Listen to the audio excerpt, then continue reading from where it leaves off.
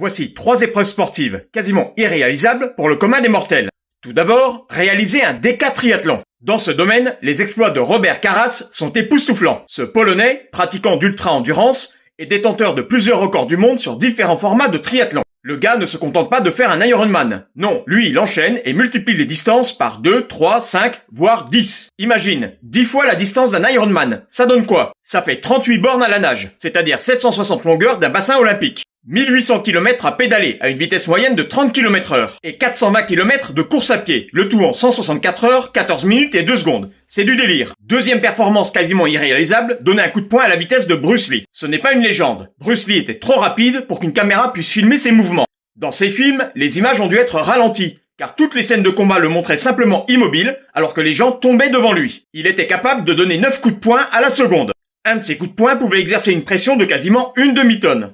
En 1962, lors d'un combat, Bruce Lee donna 15 coups de poing et un coup de pied en l'espace de 11 secondes, sans que l'autre ne puisse réagir. Et enfin, la troisième perf quasiment impossible à réaliser concerne le basketball, et en particulier Tony Snell. En effet, il est l'auteur d'une performance épique. 28 minutes de jeu et une ligne de stats complètement vierge. Transparent. 0 points, 0 rebond, 0 passe D, etc. Et pourtant, ce joueur n'est pas n'importe qui. C'est le premier joueur de l'histoire de la NBA à réaliser une saison entière en 50-50-100, c'est-à-dire 50,9% de réussite au tir, 56,9% à 3 points et 100% au lancer franc. En fait, du point de vue statistique, tu oublies LeBron James et Michael Jordan, c'est lui le GOAT du basket.